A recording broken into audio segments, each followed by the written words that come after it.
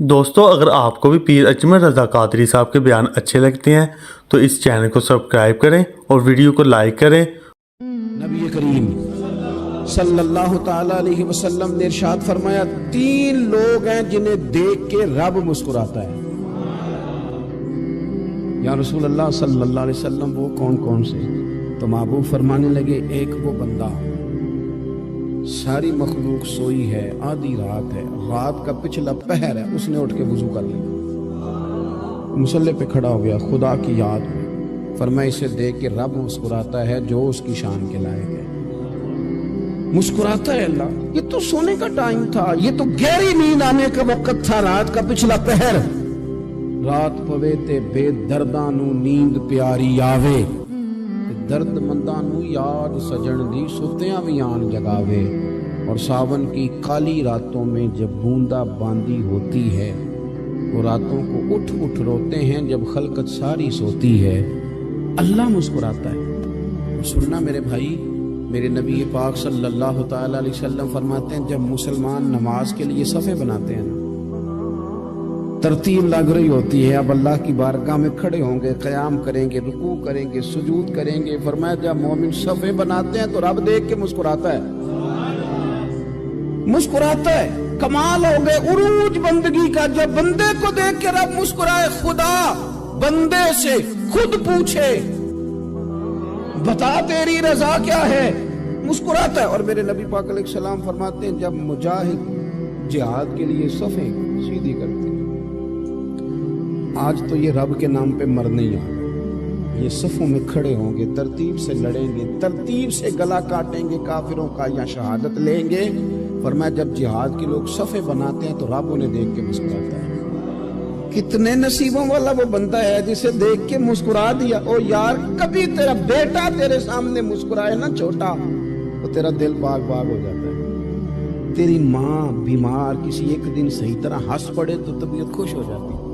مجھے بتاؤ نا جس کا رب بھی اسے دیکھ کے ہنس پڑے، جو اس کی شان کے لائق ہے، کیا اس بندے کے نصیبیں ہیں، کیا اس کے مقدر ہیں۔ آپ اس مقام پر اپنے آپ کو لائیں۔ اب دیکھیں نا یہ حدیث آپ نے سن لی، اب ہم نے نا اس طرح صفحے نہیں بنانے جس طرح ساری دنیا، اب ذرا صفحے بھی شوق سے بنائیں، اب ذرا تھوڑا سا شوق پیدا کریں گے، بھئی یہ تو میں وہ کام کرنے لگا ہوں جسے دیکھ کے رب مسکراتا ہے۔ نبی پاک صلی اللہ علیہ وسلم نے فرمایا جب کو بندہ توبہ کرتا ہے ہم توبہ کا رٹا لگاتے ہیں، یا اللہ میری توبہ، یا اللہ۔ اور توبہ کا تو مطلب یہ ہے کہ پچھلے گناہوں سے پکی توبہ، آج کے بعد یہ غلطی نہ کرنے کا پکا وعدہ۔ تو نے ساری شب برات رو کے گزاری ہے، بتا سویرے جھوٹ جوڑنے کا ارادہ ہے تیرا؟ آج کے بعد رشوت تو نہیں نہ لے گا، ملاوٹ تو نہیں نہ کرے گا، یہ توبہ ہے۔ اور اگر سارے کام اسی طرح کرنے تو پھر یہ توبہ کا رٹا ہے، جتنا مرضی لگاؤ۔ حضرت علی بن ربیعہ رضی اللہ تعالیٰ عنہ فرماتے ہیں میں مولا علی کے ساتھ تھا، مقام حرہ کی طرف جا رہے تھے، حضرت علی نے ہاتھ اٹھا کے دعا مانگی ہماری تعلیم کے لیے، ورنہ حضرت علی ہم صحابہ کو محفوظ عن الخطا تو مانتے ہیں نا۔ ہاتھ اٹھا کے کہا اے اللہ ہمارے گناہ بخش دے، تیرے علاوہ کوئی معاف کرنے والا نہیں۔ اور پھر حضرت علی آسمان کی طرف دیکھا اور دیکھ کے نا حضرت علی بن ربیعہ کو تو مسکرائے۔ حضرت علی بن ربیعہ کہنے لگے حضور مسکرائے کیوں ہو؟ فرمانے لگے ایک دن میں حضور کے ساتھ اسی طرح آیا تھا، اسی طرح حضور نے دعا فرمائی تھی ہماری تعلیم کے لیے، اور پھر حضور مجھے دیکھ کے مسکرائے تھے اور فرمایا جب کوئی بندہ رب کی بارگاہ میں اس طرح استغفار کرتا ہے تو رب مسکراتا ہے، اور مسکرا کے فرماتا دیکھ لو میرے بندوں کو پتا ہے کہ میرے علاوہ معاف کرنے والا کوئی نہیں، انہیں پتا ہے، تم اس کی بارگاہ میں رجوع تو لاؤ، آؤ تو صحیح دو آنسو لے کر۔ اقبال کہتے ہیں کہ موتی سمجھ کے شان کریمی نے چن لیا، قطرے دو گرے میرے عرق کے انفعال، دو میں نے آنسو بہائے تھے تو اس کے کرم نے تو موتی سمجھ کے چن لیا۔ سنو نا حضور اس استغفار کو، اللہ کو یار رات کو توبہ کر کے سونا چاہیے ہمیں۔ کچھ غلطیاں ہم کرنا نہیں چاہتے پر ہم سے ہو جاتی ہیں، کچھ دل ہم توڑنا نہیں چاہتے پر وہ ٹوٹ جاتے ہیں، ہماری مجبوری ہوتی ہے ٹوٹ جاتے ہیں۔ رات کو اس کی بارگاہ میں ہاتھ باندھ کے کشکول طلب دراز کر کے خوب استغفار پڑھنا چاہیے کہ مالک بندے ہیں نا کیا کریں، نفس کا ساتھ ہے، دنیا کا ساتھ ہے، خواہشات نفسانیہ، مالک معاف کر دے، درد سے توبہ، رسم نہ ہو، کہانی نہ ہو، لفظ نہ ہو، جملے نہ ہو، اور جناب ایسے لوگوں کے بیچ بڑے ہاتھ باندھ کے اور بڑا کوئی ضرورت نہیں، آپ اکیلے اپنی چارپائی پہ بستر کے اندر منہ دے کے بھی درد سے کہیں گے نا معاف کر دے تو وہ تو مہربانی بڑھائے۔ میرے نبی پاک صلی اللہ علیہ وسلم مثال دیتے ہیں، فرمایا ایک آدمی صحرا میں جا رہا، صحابہ سے حضور خطاب کر رہے ہیں، فرمایا ایک آدمی صحرا میں جا رہا تھا، اس نے اپنی اونٹنی پہ کھانا پانی پیسے ہر چیز رکھی ہوئی تھی، صحرا تھا بہت بڑا، درمیان صحرا کے گیا تو تھوڑا سا سستانے کے لیے آرام کرنے کے لیے اونٹنی سے نیچے اترا، اب اس نے اونٹنی کی لگام اونٹنی کی نکیل اپنے سرہانے کے نیچے رکھی، ہاتھ کے ساتھ پکڑی اور سو گیا۔ تھوڑی ہی دیر کے بعد جب اس کی آنکھ کھلی تو دیکھا اونٹنی غائب ہے۔ صحرا میں وہ پیدل نہ آگے جا سکتا ہے، نہ پیچھے جا سکتا ہے، نہ دائیں نہ بائیں، کھانے کو روٹی نہیں، پینے کو پانی کا قطرہ نہیں، تھوڑا ادھر بھاگا ادھر بھاگا، تھک گیا۔ کریم محبوب فرماتے ہیں وہ پوری طرح نڈھال ہو گیا اور مایوس ہو گیا، معاذ اللہ، مایوس ہو کے دوبارہ اسی جگہ آ کے لیٹ گیا جہاں پہلے لیٹا تھا، انتظار کرنے لگا کہ اب موت ہی آئے گی، آخری وقت ہے، نہ میں پیدل یہ صحرا کراس کر سکتا ہوں، نہ پیچھے جا سکتا ہوں، نہ کھانا ہے نہ پانی ہے، سوائے موت کے کوئی سہارا نہیں۔ حضور فرماتے ہیں وہ رستے میں دوبارہ لیٹ گیا، اچانک اس نے رخ بدلا تو اونٹنی سامنے کھڑی تھی۔ حضور نے صحابہ سے پوچھا بتاؤ نا اسے بھلا کتنی کو خوشی ہوگی؟ یا رسول اللہ جسے نئی زندگی مل گئی ہے۔ آپ دیکھیں نا سارے ڈاکٹروں نے کہہ دیا کہ اس کے تو گردے معدہ جگر ہر چیز ختم ہے، گھر لے جاؤ خدمت کرو، ہر طرف پریشانی ہے۔ وہ بندہ بھی سمجھ گیا ہے کہ آخری وقت آ گیا، کل جاؤں پرسوں جاؤں، تیاری ہو گئی، سب لوگ آ گئے، باہر والے بھی آ گئے، یہ ماحول ایک عجیب رنگ اختیار کر گیا۔ اچانک ایک ڈاکٹر نے آ کے کہا نہیں غلطی لگ گئی تھی۔ مجھے بتائیے انداز کیا ہوتا ہے؟ بغیر دوائی کے بندہ اٹھ کے کھڑا نہیں ہو جاتا، او میں تو بچ گیا ہوں۔ نبی پاک صلی اللہ علیہ وسلم فرمانے لگے اس کی اونٹنی مل گئی، بتاؤ بھلا اسے کتنی خوشی ہوگی؟ یا رسول اللہ وہ تو دوبارہ دنیا میں آ گیا۔ حضور فرمانے لگے اسے کچھ بھی خوشی نہیں ہوئی۔ جب کوئی رب کا گناہگار بندہ آ کے توبہ کرتا ہے، رب کو اس سے کئی گنا زیادہ خوشی ہوتی ہے۔ میرا بندہ آ گیا ہے، میرا بندہ آ گیا، میرے گھر آ گیا، اس نے آنسو بہائے ہیں، اس نے کہا اللہ میں تیرا ہوں، تیرا ہی رزق کھاتا ہوں، تیری ہی زمین پہ رہتا ہوں، تیرے نام سے میری سانسیں چلتی ہیں۔ وہ آ گیا، فرمایا اس اونٹنی والے سے زیادہ رب کو خوشی ہوتی ہے جب گناہگار آ کے توبہ کرے۔ گناہگاروں کے آنسو اس کی بارگاہ میں بڑے مقبول ہیں، لیکن ہم رسم ادا کرتے ہیں، توبہ نہیں کرتے، ہم اپنے آپ کے ساتھ دھوکہ کرتے ہیں، جھوٹ بولتے ہیں۔ ہم بندہ کوئی ناراض ہو جائے تو ہمیں کو نہیں نیند آتی، اس کے گھر چلے جاتے ہیں۔ ہم اپنے سارے رشتوں کو تعلقات کو مینٹین کر کے رکھنے کے عادی ہیں، ہمیں پتہ ہے کہ وہاں میں نہیں جا سکا تو بیٹا بھیجتا ہوں، فلاں شادی پہ میں نہیں جا سکا تو بھتیجا بھیجتا ہوں، بھائی بھیجتا ہوں، ہر تعلق کا ہم نے خیال رکھا کوئی روٹھ نہ جائے۔ لیکن کمال ہے نا، یہ نہیں سوچا کہ اگر رب روٹ گیا تو جب وہ روٹ جائے نا تو سارے رشتے بھی بندے کے پاس موجود ہوں تو کوئی کرامت نہیں ہوتی، پھر کروڑوں روپیہ جیب میں ہوں تو ڈاکٹروں کی دوائیاں اثر نہیں کرتی۔ وہ روٹ جائے تو پھر انسان اس طرح سے پھسلتا ہے کہ بڑے بڑے اس کے پاس دروازے ہوتے ہیں پر کسی جگہ اس کا ہاتھ نہیں لگتا۔ خدا را سنو، نبی پاک صلی اللہ علیہ وسلم کے پاس مہمان آ گیا، بخاری مسلم ہے، حضور نے ازواج مطہرات کے گھروں میں پیغام بھیجا کچھ چیز ہے ضیافت کے لیے؟ یا رسول اللہ کچھ بھی نہیں، یہ دو جہاں کے شاہ ہیں اور پاس کچھ رکھتے نہیں، دو جہاں کی نعمتیں ہیں ان کے خالی ہاتھ۔ یا رسول اللہ کوئی چیز بھی نہیں۔ حضور نے صحابہ کے مجمع پہ نظر ڈالی، یا رسول اللہ صلی اللہ علیہ وسلم حکم ہو، تو حضور فرمانے لگے تم میں سے کوئی بندہ ہے جو اسے گھر لے جائے روٹی کھلائے؟ ایک صحابی اٹھے فوراً، حضور میں لے کے جاتا ہوں کھانا کھلاتا ہوں۔ فرماتے ہیں میرے گھر میں صرف بچوں کا کھانا تھا، یہ نہیں کہ فریزر بھرا ہوا ہے نعمتوں سے، صرف بچوں کا کھانا، یہ نہیں کہ کسی کو دیکھ کے اپنی ہنڈیا پہ برتن دے لیا، صرف بچوں کا کھانا۔ کہتے ہیں گھر گیا، بیوی سے کہا کیا کیفیت ہے؟ کہنے لگی بچوں کی روٹی ہے۔ میں نے کہا بچے سلا دے، صبح ناشتہ کر لیں گے. تو کہنے لگی آپ کیا کھائیں گے؟ تو میں نے کہا نہ میں کھاؤں گا نہ تو کھائے گی، مہمان جو نبی پاک کا ہے. کہا اچھا اب ذرا تجویز دیکھو میاں بیوی کی سوجھی آپس میں. کہتے ہیں کھانا لگا دینا کیونکہ ایک آدھ بندے کا کھانا ہے.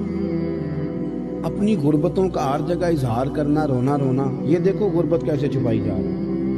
اس کو کہا نہیں کہ چل تو تھوڑا رحم کھا، تو آیا ہے تو تھوڑا رحم کھا، یہ نہیں کہا اٹھ کے نا تو کھانا رکھنا اور اٹھ کے نا چراغ ٹھیک کرنے کے بہانے بجھا دینا. ہم دنیا والوں کے سامنے کیوں اپنے دکھ بیان کریں؟ ہم جو کہیں گے رب رسول کی بارگاہ میں کہیں گے. تو نا چراغ ٹھیک کرنے کے بہانے، اہلیہ اٹھی کھانا دینے کے بعد چراغ ٹھیک کرنے کے بہانے بجھا دیا. خامد بھی ہاتھ چلاتے رہے، بیوی کبھی برتن رکھتی کبھی اٹھاتی، پتہ چلے کہ کھانا کھا رہے ہیں. کھانا کھایا جا رہا ہے. کہتے ہیں مہمان پیٹ بھر کے کھانا کھا گیا. یہ کام ہوا رات کے اندھیرے میں. اس وقت ہوا جب چراغ بھی بند تھا. اس وقت ہوا جب کوئی دیکھنے والا نہیں تھا، کسی پڑوسی کو بھی خبر نہیں تھی. فرماتے ہیں صبح کے اجالے میں اس مہمان کو لے کے مسجد نبوی میں نے قدم رکھا تو نبی کریم نے فرمایا رات جو تم نے کام کیا ہے نا اسے دیکھ کے میرا رب بڑا مسکرایا ہے، اللہ بڑا مسکرایا ہے. اللہ تر دامنی پہ شیخ ہماری نہ جائیے، ہم دامن نہ چھوڑ دیں تو فرشتے وضو کریں. یہ شان ہے صحابہ کی. نبی کریم علیہ السلام نے فرمایا رب رات مسکرایا تیرا یہ انداز دیکھ کے، اور اس نے قرآن نازل کیا وَيُبْصِرُونَ عَلَىٰ أَنفُسِهِمْ وَلَوْ كَانَ بِهِمْ خَصَاصَةٌ. کچھ لوگ وہ ہیں جنہیں بڑی بھی ضرورت ہو تو دوسروں پر احسار کر دیں. اللہ تبارک و تعالیٰ نے انسان کے لیے سارا کچھ بنایا. هو الذی خلق لکم ما فی الارض جمیعا. فرمایا زمین میں جو کچھ ہے سارا تیرے لیے بنایا. کسی کو آپ نوکری پہ رکھتے ہیں، اس کے ساتھ معاہدہ یہ ہوتا ہے کہ یہ تجھے رہنے کے لیے مکان دیا جائے گا، 3 وقت کا کھانا دیا جائے گا، 2-3 دفعہ پینے کو چائے ملے گی، اور اتنی تنخواہ ہم ہر مہینے تمہیں ادا کریں گے. اور پھر ڈیوٹی یہ ہے کہ یہ مشین ہے، اس پر تم نے صبح 8 بجے سے 4 بجے تک کام کرنا ہے. اب وہ شخص کیا کرتا ہے؟ وہ تنخواہ بھی وصول کرتا ہے، مکان پہ بھی قبضہ کر لیتا ہے، اور وہ 3 وقت کھانا بھی کھا لیتا ہے، چائے بھی پی لیتا ہے، اور مہینے کے بعد تنخواہ بھی وصول کر لیتا ہے، پر مشین پہ کھڑا نہیں ہوتا. تو اس کا مالک اسے رکھے گا؟ بولتے نہیں آپ حضرات. رکھے گا، اسے چھٹی کرا دے گا. وہ کہے گا تو کتنا عجیب آدمی ہے کہ اب جو مطالبات تیرے تھے وہ سارے پورے ہو گئے، اور جو میرا مطالبہ ہے تو نے پورا ہی نہیں کیا. اختلاف ہو جائے گا، جھگڑا ہو جائے گا، مالک ناراض ہو جائے گا. سمجھانے کے لیے مثال دے رہا ہوں کہ ہم نے کیا کیا ہے. ہم نے اللہ کی دی ہوئی زمین پر گزارا بھی کیا، اس کا دیا ہوا رزق بھی کھایا. اللہ نے اولاد دی ہمیں، اللہ نے صحت دی، سارا کچھ دیا. تو جو مطالبے ہمارے تھے وہ تو سارے پورے ہو گئے. اور جو رب کا مطالبہ تھا کہ میرے قرب کے رستے کا سفر کرو، تلاش کرو، وجاہدوا فی سبیل اللہ، میرے رستے میں مجاہدہ کرو، جد و جہد کرو، آگے بڑھو. وہ ہم نے کب کرنا ہے؟ وہ اس کی منصوبہ بندی کب ہوگی؟ اللہ کے قرب کا رستہ طے کرنا. ہمارے صوفیانہ روز دیکھا کرتے تھے کہ آج ہمارے دل میں ہمارے رب کی کتنی محبت ہے، آج کتنا میرا دل چاہ رہا ہے کہ میں اپنے اللہ کی طرف بڑھوں. روز ذائقہ محسوس کرتے تھے، طلب پیدا کرتے تھے. ہمارے مزاجوں کے اندر ہر چیز کی طلب پیدا ہو گئی ہے، لیکن وہ جو ایک خاص ذوق تھا نا اللہ کے قرب کا، اس کی چاہت، اس کی طلب، اس کی طرف بڑھنا، محسوس کرنا کہ میرا رب ہے، محسوس کرنا کہ میں کسی کا بندہ ہوں، مجھے کوئی رزق دیتا ہے. ہمارے صوفیاء، اولیاء، صحابہ، اہل بیت، انبیاء یہ ہر وقت محسوس کرتے تھے کہ میں کوئی شترے بے مہار نہیں، کوئی میرا ہے جو مجھے بنانے والا ہے، جو مجھے نوازنے والا ہے، جو مجھے عطا کرنے والا ہے. وہ اپنے رب کی چاہت کرتے، اپنے رب سے محبت کرتے، اپنے رب کی طلب پیدا کرتے، شوق بڑھاتے روز عبادت کا. ان کے اندر ایک جذبہ تھا جو روز پروان چڑھتا تھا. 5 نمازیں پڑھنے کے باوجود وہ اشراق پڑھتے، چاش پڑھتے، تہجد پڑھتے، صلاۃ اللیل پڑھتے. وہ قرآن پاک کی تلاوت کرتے، پھر بھی کبھی ان کا ذوق آتا تو وہ دنیا سے کٹ کے مصلے پہ ہی آ کے بیٹھ جاتے، لیکن وہ درد، وہ ذائقہ، وہ کیفیت، وہ چیزیں مان پڑتی جا رہی ہیں۔ قوم اگر کبھی کو مسئلہ پوچھتی ہے تو بڑا عارضی سا، رب دا طالب کوئی نہ ملیا، جو ملیا طالب زردہ ہو۔ حضرت سلطان باؤ فرماتے ہیں کہ مطلب کدھر گئے لوگ جو رب کو طلب کرتے تھے، جن کی خواہش تھی کہ ہمیں اللہ کا قرب نصیب ہو، پیارے رسول صلی اللہ علیہ وسلم کی معرفت کا ذوق ہمیں نصیب ہو، وہ کہاں گئے؟ ہمارا ایک مقصد تھا، دیکھیں نا بڑا پیار آتا ہے اللہ کو اس بندے پہ۔ حضرت علامہ اسماعیل حقی رحمۃ اللہ علیہ فرماتے ہیں کہ اللہ نے فرشتوں سے کہا کہ میں نے انی جاعل فی الارض خلیفہ، زمین پہ نائب بناؤں گا۔ قالوا اتجعل فیہا من یفسد فیہا ویسفک الدماء ونحن نسبح بحمدک ونقدس لک قال انی اعلم ما لا تعلمون۔ فرمایا میں زمین پہ نائب بنانے والا ہوں، تو کہنے لگے یا اللہ وہ تو فساد پھیلائے گا، خون ریزی کرے گا۔ تو اللہ نے فرمایا جو تم جانتے ہو وہ میں، جو میں جانتا ہوں وہ تم، جو میں جانتا ہوں وہ تم نہیں جانتے، تمہیں نہیں پتا۔ تو علامہ اسماعیل حقی فرماتے ہیں وہ کیا تھا جس کو فرشتوں کو نہیں پتا تھا؟ فرماتے ہیں یہ وہی انسان کے اندر جو اللہ کے قرب کے متلاشی ہونے کا جذبہ تھا، فرشتے اسے جانتے۔ لوہے محفوظ پہ یہ تو پڑھ دیا تھا کہ یہ فساد کرے گا، یہ تو پڑھا تھا کہ ابو جہل فساد کرے گا، یہ نہیں پڑھ سکے تھے کہ ابو بکر رویا بھی کرے گا۔ یہ تو پڑھ لیا تھا انہوں نے، یہ تو پڑھ لیا تھا کہ اخنس بن شریق تلواریں نکال کے لوگوں کو قتل کرے گا، یہ نہیں پڑھا تھا کہ مولا علی شیر خدا مزدوری کریں گے اور جو مزدوری ملے گی وہ اللہ کے بندوں میں تقسیم کر دیا کریں گے۔ یہ تو انہوں نے پڑھ لیا تھا کہ ابو البختری، ابو لہب یہ لوگوں کے گلے کاٹیں گے، پر یہ نہیں پڑھا تھا کہ عثمان غنی رضی اللہ تعالیٰ عنہ قحط کے زمانے میں بھی کروڑوں کا مال اللہ کے راستے میں خرچ کر دیا کرے۔ وہ جو انسان کے اندر طلب ہے، وہ جو تڑپ ہے، وہ جو شوق ہے، وہ جو کیفیت ہے، وہ جو معرفت کا نور ہے، یہ اللہ کو بڑا ہی پسند ہے، یہ بڑا ہی پسند ہے۔ اس لیے حدیث قدسی میں رب فرماتا ہے مجھے تلاش کرنا ہو تو ٹوٹے ہوئے دلوں میں تلاش کیا، ٹوٹے ہوئے دلوں میں۔ اب وہ میں معرفت کی کیا بات کروں گا، پہلے تو میں کیا کر سکتا ہوں، لیکن اگر میں کروں بھی کہیں سے چلو پڑھ کے تو کروں کہاں؟ میں تو ابھی تک لوگوں سے 5 نمازوں کا وعدہ لے رہا ہوں۔ وہ معرفت کی بات، قرب الہی کا راستہ، وہ تو بڑی دور کی بات ہے، وہ تو بڑی آگے کی ہے۔ ابھی تک تو ہم یہ وعدہ لے رہے ہیں کہ داڑھی رکھ لو گے، سچ بولو گے، حلال کھاؤ گے۔ مطلب وہ جو ہمارے بزرگوں نے لکھا، وہ جو جذب ہے، وہ جو کیفیت ہے، وہ جو عبادت ہے، وہ جو تڑپ ہے، اور وہ پھر جو ایک مقام ہے کہ انسان اپنے رب کی اس طرح عبادت کرے کہ وہ اپنے رب کو دیکھ رہا ہے، وہ جو ایک مقام ہے۔ اور کم از کم یہ نہ ہو تو حضور فرمانے لگے اتنا تو ہو کہ رب تجھے دیکھ رہا ہے، لیکن وہ تو درجہ ہے نا بڑا آگے، ہم اسے بڑا آگے کی بات تصور کرتے ہیں، لیکن حضور نے اپنی امت کے لیے اسے ضروری قرار دیا۔ بھائیو تھوڑا سا نا آگے اٹھ کے، مطلب بڑے بڑے آدمی بن گئے ہم لوگ، بڑے آدمی کیسے بن گئے کہ جس کے پاس پھوٹی کوڑی نہیں ہوتی تھی اس کے اکاؤنٹ میں کروڑوں آ گیا تو وہ کہتا میں بڑا آدمی بن گیا ہوں۔ جس کے پاس سائیکل نہیں تھی تو اب وہ 1.25 کروڑ کی کار پہ پجاروں پہ بیٹھتا ہے تو کہتا ہے میں بڑا آدمی۔ تو اس طرح تو انسان بڑا نہیں بنتا، بڑا تو تب بنے گا جب تیرے دل میں رب کی معرفت بڑی ہوگی، جب اللہ کا قرب بڑا ہوگا، جب تم متلاشی ہوگا اس کے راستے کا۔ بہت سارے راستے ہیں اللہ کی طرف جانے کے، لیکن 3 باتیں قرب الہی کے لیے ہمارے بزرگوں نے بڑی زبردست لکھی ہیں۔ سب سے پہلی بات یہ ہے، صوفیاء فرماتے ہیں کہ اگر رب کا قرب چاہتے ہو تو ہر وقت اپنے رب کی رحمت کی امید رکھا کرو۔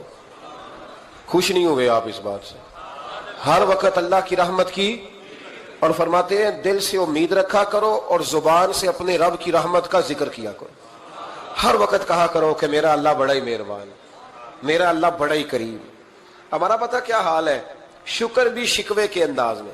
کیا حال ہے؟ کہتے بس جی بس شکر ہے الحمدللہ۔ تو یہ کون سا شکر ہے جی؟ یہ تو آپ نے کہا ہے کہ بڑا تنگ ہوں میں اپنی زندگی، یہ شکر ہے؟ ہر وقت یہ کہے کہ میرا اللہ بڑا ہی قریب ہے۔ لیکن نا بسم اللہ شریف ہر کام سے پہلے معنی کیا ہے؟ بسم اللہ الرحمن الرحیم، یعنی تو کہہ اس رب کے نام سے جو بڑا ہی مہربان ہے، جو نہایت ہی رحم کرنے والا ہے۔ ہر وقت کہہ کہ میرا اللہ بڑا مہربان ہے، میرا اللہ بڑا رحم۔ ہر وقت وہ خاص ذوق، وہ درد، وہ شوق، بس تو کہے کہ یار جو اللہ نے مجھے دیا ہے وہ شاید اللہ نے کسی اور کو دیا ہی نہیں۔ تیرا یہ ذوق بنے, تیرے اندر اللہ کی رحمت کے ساتھ خاص تعلق پیدا ہو. میرے رسول کریم علیہ السلام ہر مقام پہ اپنے رب کی رحمت کا ذکر فرماتے. بات کسی کی ہو رہی ہوتی, حضور چھیڑ اللہ کی رحمت کا ذکر دیتے. ایک صحابی چڑیا کے بچے اٹھا کے لے آئے. وہ چڑیا شکایت لے کے آئی اور حضور کے کندھے پہ بیٹھ کر شکایت کرنے لگی کہ حضور آپ کے صحابی نے میرے بچے اٹھا لیے. بات تو چڑیا کے بچوں کی ہو رہی تھی نا. رسول کریم فرمانے لگے اس کے بچے چھوڑ دو. اور پھر حضور فرمانے لگے دیکھو یہ چڑیا اپنے بچوں سے کتنا پیار کرتی ہے. جب چڑیا اتنا پیار کرتی ہے تو رب اپنے بندوں سے کتنا پیار کرتا ہو, اللہ کتنی رحمت والا ہوگا. یعنی ہر بات میں رسول کریم نا, ہر بات میں اللہ کی رحمت کا ذکر. ایک جنگ کا موقع ہے تو صحابہ کرام علیہم رضوان فرماتے ہیں کہ دوران جنگ ایک عورت کا بچہ کھو گیا اور بچہ بھی دودھ پیتا تھا. دودھ پیتا بچہ کچھ دیر ملے نا تو ماں کی چھاتیوں میں دودھ جوش مارتا ہے. دودھ پیتا بچہ کھو گیا تو عورت دیوانوں کی طرح, مجذوبوں کی طرح بچہ تلاش کرتی. میرا بچہ, کبھی ادھر جاتی ہے کبھی ادھر جاتی ہے, ڈھونڈتی ہے, تلاش کرتی ہے, پریشان ہوتی. میرے رسول کریم کی نظر پڑ گئی, حضور کی نظر رحمت ہو گئی. تو محبوب فرمانے لگے صحابہ بتاؤ اس کا بچہ ڈھونڈو. ایک صحابی کہنے لگے حضور مجھے پتا ہے کہاں ہے, ابھی ملوا دیتا ہوں. تو حضور نے فرمایا یہ اپنے بچے سے کتنا پیار کرتی. عرض کی حضور نہ کوئی ماپ سکتا ہے, نہ کوئی تول سکتا ہے, نہ کوئی اندازہ کر سکتا ہے. حضور کی آنکھوں میں آنسو آ گئے. فرمایا ذرا ایک بات تو بتاؤ. یا رسول اللہ پوچھئے. فرمایا اگر اس کا بچہ اسے مل جائے تو یہ اسے آگ میں ڈالے گی. تو صحابہ عرض کرنے لگے حضور ہو ہی نہیں سکتا, یہ تو گرم ہوا نہیں لگنے دے گی. تو حضور فرمانے لگے میرا رب اس سے بہت بڑھ کر اپنے بندوں سے محبت کرنے والا اور اس سے بہت بڑھ کر اپنے بندوں پہ رحم کرنے والا ہے. وہ بھی چاہتا نہیں کہ اس کے بندے جہنم میں جائیں, وہ بھی چاہتا. حضور ہر لمحہ اللہ کی رحمت کا ذکر کرتے ہیں, صبح سے شام تک نا. آج آپ نے جمعے سے لے کر تراویح تک, عشاء تک, وہ جو گھٹنا درد کرتا ہے نا اس کو مہربانی کر کے چھوڑ دیں, اور جو بچہ نافرمان ہے اس کو بھول جائیں.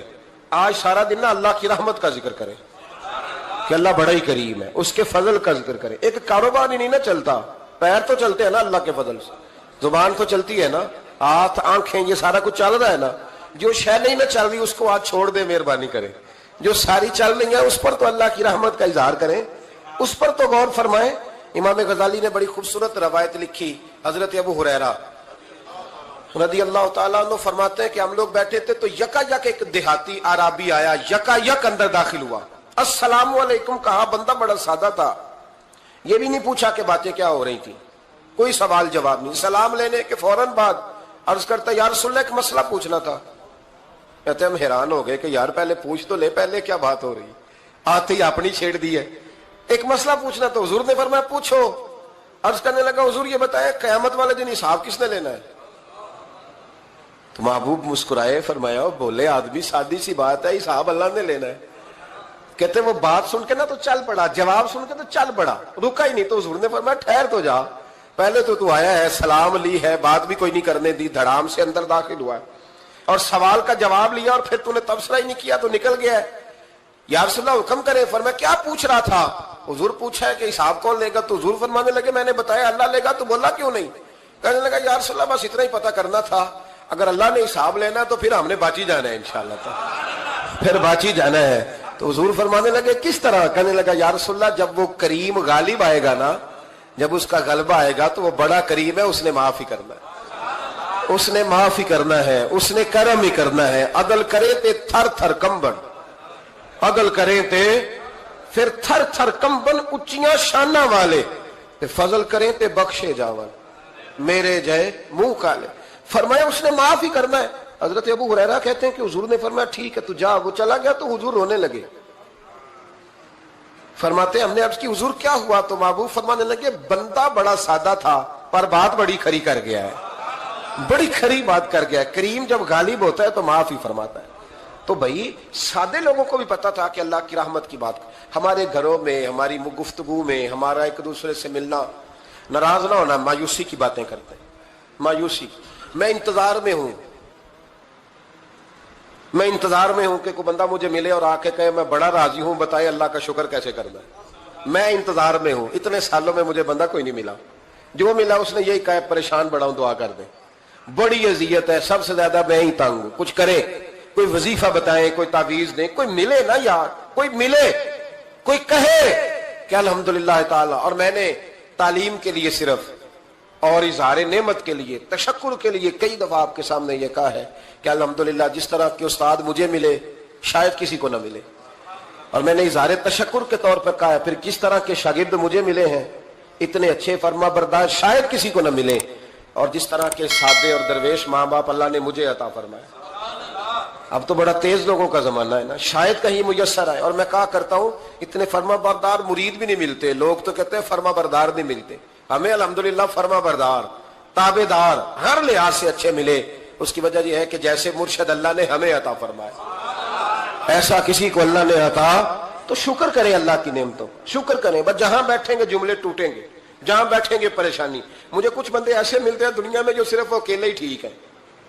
یعنی ابا جی نے بھی ظلم ہی کیا ساری زندگی, اماں نے بھی ظلم ہی کیا, استاد بھی سارے غلط مل گئے, اور ہر بندہ ہی انہیں, اور پھر بعد میں اولاد ملی تو نافرمان ہی مل گئی. تو میں کہتا ہوں یار یہ ہو نہیں سکتا. ویسے بہرحال چلو اگر تو کہتا ہے تو بات سمجھ میں آتی ہے کہ ہو سکتا ہے کچھ سانحہ ایسا ہو گیا ہو. اللہ کی رحمت کی بات کریں. میرے نبی کریم علیہ السلام نے فرمایا بندہ سادہ تھا پر بات پتے کی کر گیا.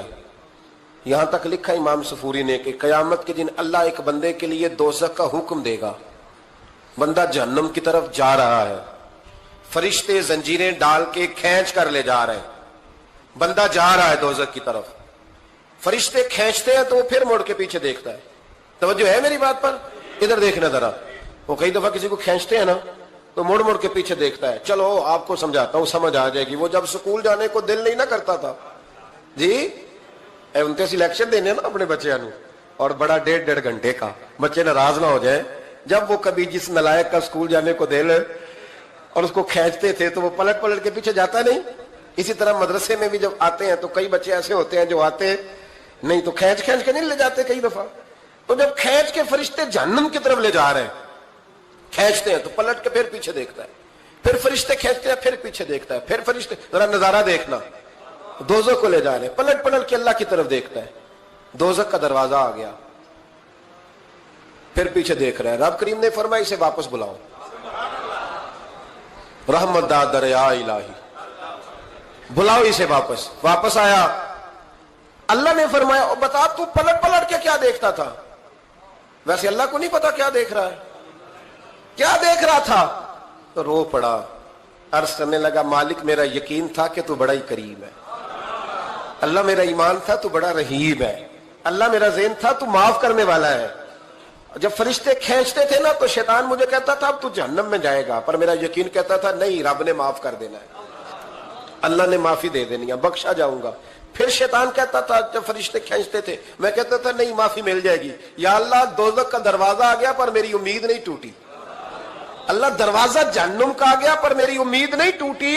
اور جب میں نے آخری دفعہ پلٹ کے دیکھا تیری آواز آئی کہ واپس لاؤ, تو میرے اندر سے آواز آئی کہ لے بھئی تیرا یقین جیت گیا ہے, تیرا ایمان جیت گیا ہے, تیرے اندر کی روحانیت کامیاب ہو گئی. بندے اور رب کی باتیں ہو رہی ہیں تو فرشتے چپ کر کے کھڑے ہیں. رب نے فرمایا تم خاموش کھڑے ہو. عرض کی یا اللہ اس کا کرنا کیا ہے؟ فرمایا کرنا کیا ہے؟ جو میری رحمت کی اتنی زیادہ امید رکھے اسے جہنم میں ڈال دو. یہ کیسے ہو سکتا ہے؟ اس کو پکڑو اور میرے فضل کے ساتھ اسے جنت عطا کر دو. تو پہلی بات یہ ہے کہ اللہ کی رحمت کی امید رکھیں. صبح سے شام تک کہیں الحمدللہ. کیا کہیں؟ ایک ہوتا ہے تکبر کے طور پر بڑھ کے مارنے کے لیے ذکر کرنا, وہ منع ہے. ڈینگے نہیں مارنی بلکہ اللہ کی رحمت کا ذکر کریں. تشکر کے لب و لہجے, تشکر کے لب و لہجے. ہمارے نا لفظوں سے شکوے چھلکتے ہیں, ہمارے جملوں سے چھلکتا ہے کہ ہم پریشان ہیں, ہماری باتوں سے محسوس ہوتا ہے کہ ہم کسی وجہ سے بڑی تکلیف میں ہیں. اس کو نکال دیں. جب بندہ اللہ کی رحمت کی امید کرے گا تو اللہ بھی پھر رحمت, فضل اور کرم کے بادل ہی برسائے گا.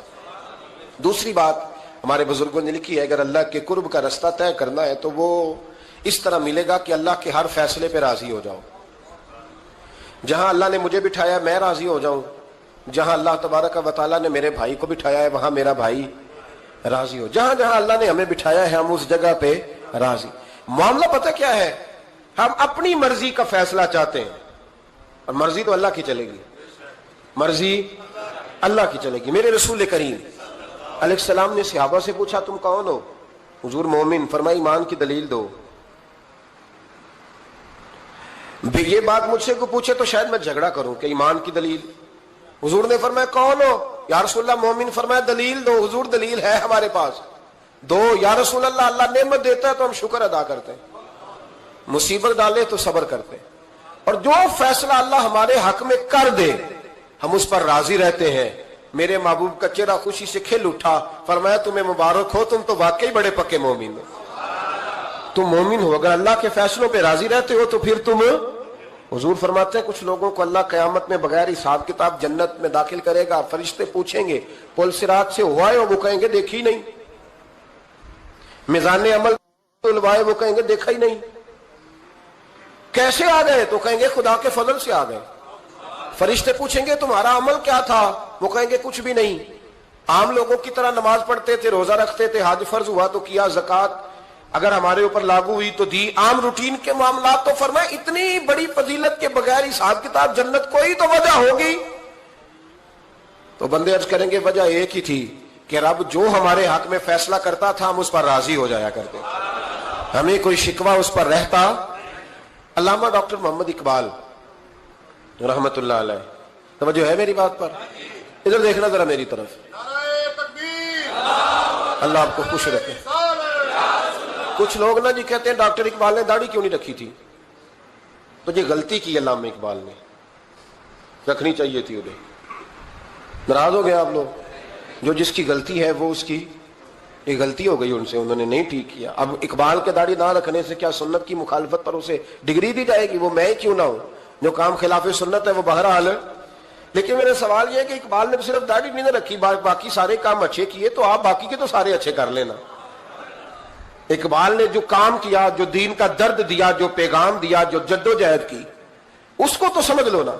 मतलब सिर्फ दाढ़ी पे आके दलील पकड़ते हो। अल्लामा इकबाल ने मकान भी नहीं बनाया अपना, कितना बड़ा आदमी है, कोई जायदाद है उसकी? तुसी भी छोड़ो मकान सारे। इकबाल वो देखे ना, बाबे बुल्ले शाह की लोग मिसाल दे देंगे, बाबा साहब मजजूब आदमी थे, तो बाबा साहब के हिस्से में तो कई मरबे जमीन आती थी, वो भी उन्होंने नहीं ली। हमारा मलंग रोटी का उसको पता है, नोटों का भी पता है कि 5000 वाला कौन सा है, 100 वाला कौन सा है। बाकी टाइम वो बाबा बुल्ले शाह बन जाता है। ये कौन सा स्टाइल है कि मर्जी की चीज आई तो काबू कर ली? तो डॉक्टर इकबाल ने ये दुरुस्त किया, लेकिन इसके बावजूद हमारा नजरिया है कि अल्लाह उसकी ये खता माफ कराएगा, पर बंदा बड़ा बाकमाल था, ये बड़ी खूबी थी। और उसमें भी कुछ हिकमत होगी, कुछ बातें ऐसी उन्होंने लिखी हैं बाज़ जगहों पे। लेकिन इकबाल की जो मारिफत है, जो हुस्न है, जो वक़ार है उनके लबो लहजे में, उसका इनकार किया जा सकता नहीं। लेकिन इसको हम डिफेंड भी नहीं करते। जो किसी में कोई कमजोरी है वो बहरहाल उसकी हो। एक सवाल बड़ा उठता था, लोग कहते थे कि आप रोज दाढ़ी की बात भी करते हैं और अल्लामा इकबाल की बात भी करते हैं, तो मैंने आज उसकी वजाहत कर दी। बात की समझ आ गई आप हजरात? अल्लामा इकबाल ने एक बात लिखी है। इकबाल कहते हैं जब मैं लंदन में वकालत करता था तो एक खातून थी, लेडी बार्नस उसका नाम था। छोटे मोटे मुकदमात लेके वो मेरे पास आती थी। बीबी एक होटल चलाया करती थी, उसका खामन जो था वो फौज में मुलाजम था। इकबाल ने खुद लिखा है, इकबाल फरमाते हैं कि एक दिन वो खातून फिर किसी केस के सिलसिले में मेरे पास आई, तो जब वो आई तो उसने नकाब ओढ़ा हुआ था, बुरका किया हुआ था। तो चूंकि उसने निकाब ओढ़ा था, मुसलमानों की निशानी थी। नकाब ओढ़ना किन की निशानी है? अल्लाह आपको खुश रखे। तो कहते वो निशानी चूंकि अहले इस्लाम की थी तो मुझे तजस्सुस हुआ। मैंने कहा लेडी खैरियत है? मेम साहब भाई ये बुरका पहना हुआ है। तो कहने लगी हंस के, इकबाल मुझे पक्का यकीन था कि आप जरूर पूछेंगे। तो मैंने कहा अच्छा तो ये बुरका? तो कहने लगी अल्हम्दुलिल्लाह मैं मुसलमान हो गई। तो मैंने फौरन कहा कि आपका शौहर तो फौज में मुलाजिम है, फौजी के लिए बदलना और फिर मुल्की कानून और ये चीजें। तो कहने लगी उसने मुझे क्या कहना था, वो खुद कलमा पढ़ गया। तो कहती है मैं और मुतजस्सिस हुआ, वो केस की बात करती तो मेरा तजस्सुस बढ़ गया। मैंने कहा तू केस छोड़िए, बता कलमा कैसे पढ़ा? तो कहने लगी इकबाल असल बात यह है कि मैं ना बे औलाद थी, खामद भी बड़े अच्छे पैसे कमाता, मैं खुद भी होटल चलाती, पर डिप्रेशन और टेंशन और बिला वजह की परेशानियां जान नहीं छोड़। ये टेंशन और डिप्रेशन का ना मुझे अरबी तर्जुमा कोई नहीं मिला। ये डिप्रेशन और टेंशन का ना मैंने तलाश किया है, लेकिन मुझे अरबी लुगत के अंदर इनके मानी मुझे लगता है कि उस जमाने में ये चीजें थी ही नहीं। होती तो इनका कोई नाम भी, ये आज है ना तो इसलिए आज के जमाने में ही नाम है मुफ्त का, मुफ्त की परेशानी। तो कहती है मुझे टेंशन और डिप्रेशन रहती थी हर वक्त। बड़ी मैं परेशान रहती थी। मेरे साथ एक अजीब वाकया हुआ कि मेरे होटल में ना एक बाबा जी बर्तन मांजते थे, बूढ़े आदमी थे, 70 साल के करीब उम्र थी। उनका एक बेटा था, एक बहू थी, एक पोता था, लेकिन वो बेचारे बेटा बीमार रहता था तो लिहाजा वो खुद मजदूरी करते। कहते हैं एक दिन वो बाबा जी मेरे पास आए, कहने लगे मेम साहब 2-4 दिन की छुट्टी चाहिए। तो मैंने कहा खैरियत है? कहने लगे मैडम मेरा बेटा फौत हो गया। बेटा, आपको पता है बाप का जनाजा पढ़ना आसान है, बेटे का जनाजा उठाना बड़ा मुश्किल काम। कहती है मैं कुछ लिख रही थी, मेरे हाथ से कलम गिर गया, मैंने खुद गाड़ी भेजी, बाबा जी गांव चले गए जहां वो रहते थे। कहती 2-3 दिन के बाद मैं और मेरा शौहर गए तो रास्ते में हम बातें कर रहे थे कि क्या ताजियत करेंगे, एक ही बेटा था, कोई रिश्तेदार भी नहीं, तो उसकी तो कायनात उजड़ गई, किन लफ्जों से उसे ताजियत क्या कहेंगे।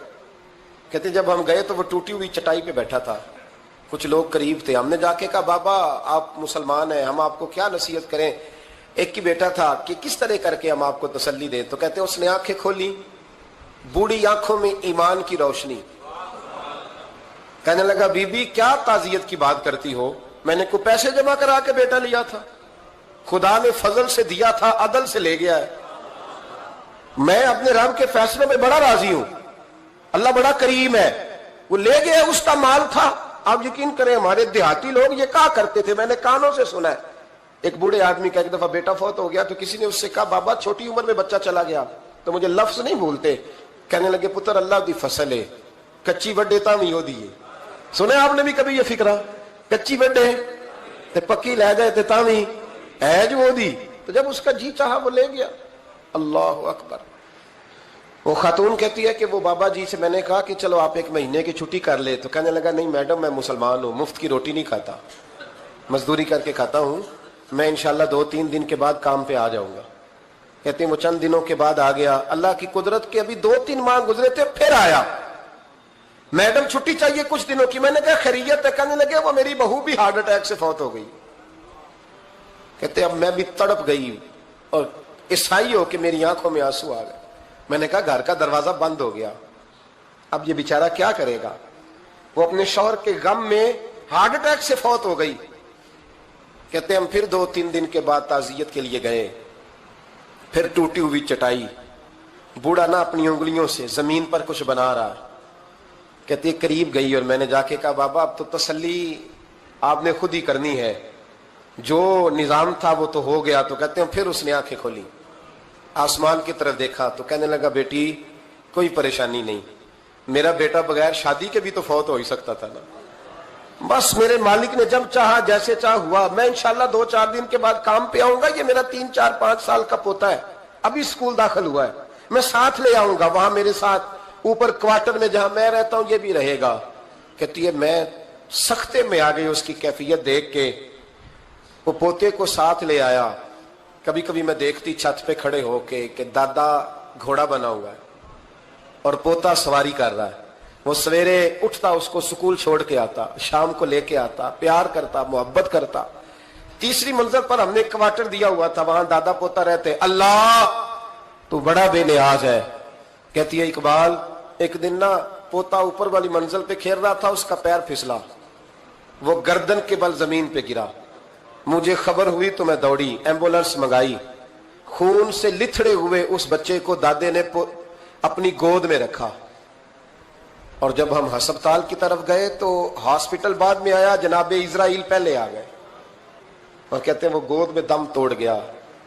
फिर दादे ने उसे अपने हाथों से गुस्ल दिया, फिर उसने अपने बूढ़े हाथों से कब्र खोदी और फिर मिट्टी डाल के कहने लगा इन्ना लिल्लाहि व इन्ना इलैहि राजिऊन, जे सोना ही मेरे दुख विच राजी, जे सोना ही मेरे दुख विच राजी।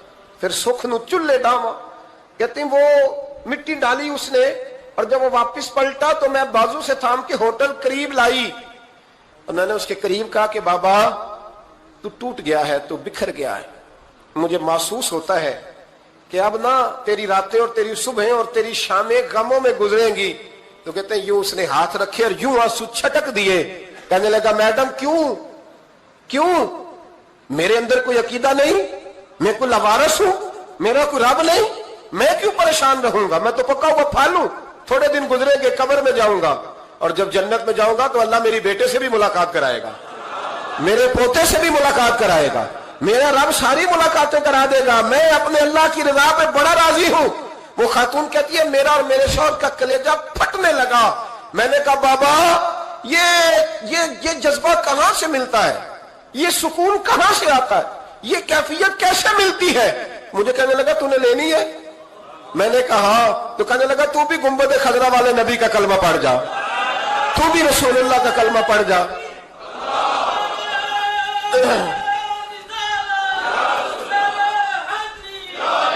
میرے محبوب کا کلمہ پڑھ, اللہ تجھے سکون عطا کرے گا. ایک حدیث نہ پڑھ دو مسلم شریف سے, بخاری سے ایک حدیث نہ پڑھ لو تاکہ یہ بات مضبوط ہو جائے. حضرت ابو طلحہ رضی اللہ تعالی, بیٹا شدید بیمار ہے, مزدور آدمی تھے, کئی دنوں سے گھر تھے. بیوی کہنے لگی اگر آپ گھر میں بیٹھے رہیں گے تو کھائیں گے کہاں سے, جاؤ آپ مزدوری کرو, میں بیٹے کو دیکھتی ہوں. ابو طلحہ مزدوری کرنے چلے گئے. شام کو آئے تو بیٹا فوت ہو چکا تھا. عورتیں بے حوصلہ ہوتی ہے نا اکثر, پر بیوی نے سفید کپڑا ڈال کے کمرے میں رکھ دیا.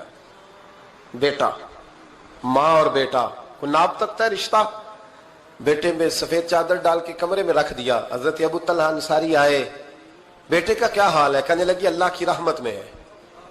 اللہ کی, کیسا جملہ ہے, اللہ کی رحمت میں ہے. خامد نے کھانا کھایا, بیوی سے ملنے کو دل کیا تو ملاقات ہوئی. فارغ ہو کے بیٹھے تو خاتون اٹھ کے نا خامد کے قریب گئی, اس کا ہاتھ تھاما, کہنے لگی نبی کریم علیہ السلام کے صحابی ہو, ایک مسئلہ دریافت کرنا تھا, بتاؤ گے؟ کب پوچھو. کہنے لگی اگر کوئی آپ کے پاس امانت رکھوائے اور پھر اپنی امانت واپس مانگے تو کیا کرو گے؟ حضرت ابو طلحہ کہنے لگے پوچھنے والی کیا بات ہے, جس کی امانت ہے واپس کر دیں گے.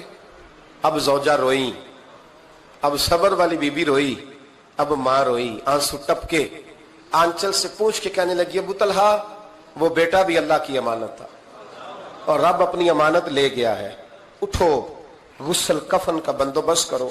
حضرت ابو طلحہ اٹھے, کامتے کامتے ہاتھوں سے غسل کفن دیا, مسجد نبوی میں پہنچے, محبوب کی بارگاہ میں عرض کیا تو رسول کریم فرمانے لگے تیرے اور تیری بیوی کے عمل سے اللہ بھی بڑا راضی ہے, اللہ کے رسول بھی بڑے راضی ہے, اور اللہ تجھے برکت عطا کرے گا. صحابہ کہتے ہیں پھر اللہ نے انہیں 9 بیٹے عطا فرمائے. پھر اللہ نے انہیں اللہ کی رضا پہ راضی رہنا سیکھو, اللہ کے قریب چلے جاؤ گے, اللہ کی رضا پہ. حضرت سفیان ثوری دعا مانگ رہے تھے, یا اللہ راضی ہو جا, یا اللہ راضی ہو جا, یا اللہ راضی ہو جا, دعا مانگ رہے تھے. بی بی رابعہ بصری پردے کے پیچھے بیٹھی تھی, جب دعا لمبی ہو گئی تو کہنے لگی سفیان بس کر, کوئی اگلا لفظ بھی بول, بس کر. آپ فرمانے لگے تجھے کیا ہوا؟ تو کہنے لگی تو کب سے کہہ رہا یا اللہ راضی ہو جا, یا اللہ راضی ہو جا, پہلے اپنے دل پہ ہاتھ رکھ کے بتا تو اللہ سے راضی ہے؟ تو راضی ہے اللہ سے؟ تو روز نہیں کہتا پیسے نہیں ہے میرے پاس مجھے دے, تو روز نہیں کہتا یا اللہ فلانی چیز کوئی نہیں دے, اے اللہ فلاں کو دے دیا مجھے کیوں نہیں دیتا معاذ اللہ, تو روز شکوے نہیں کرتا؟ فرمایا پہلے تو راضی ہو جا. ترمذی شریف کی حدیث ہے, میرے نبی کریم علیہ السلام نے فرمایا تم اللہ کے دیے ہوئے تھوڑے رزق پہ راضی ہو جاؤ, اللہ تمہاری تھوڑی عبادت سے راضی ہو جائے. دیکھیں نا امام حسین کا آخری جملہ کیا ہے میدان کربلا, آخری جملہ کیا ہے؟ میں 5000 مسجد دے کے کہتا ہوں دیا نہیں میں نے, اللہ بڑا راضی ہے مجھ سے, 5 نمازیں پوری نہیں پڑھتا. امام علی مقام نے نا دل, کلیجہ, جان, اولاد, ہر چیز نکال کے رکھ دی, تو آخری جملہ یہ تھا اے اللہ بتا تو حسین سے راضی ہے کہ ناراض ہے؟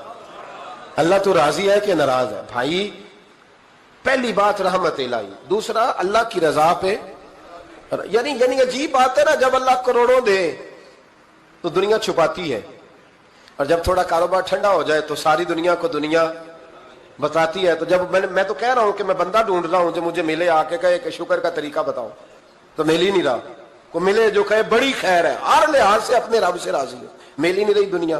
تیسری بات, اگر اللہ کے قریب جانا ہے, یہ ان لوگوں کے لیے جو معرفت الہی کے متلاشی ہیں وہ خاص توجہ کریں. اگر رب کریم کے قریب جانا ہے تو پھر ایک ذہن بنائیں کہ میرا رب میرے ساتھ ہے, میرا رب میرے,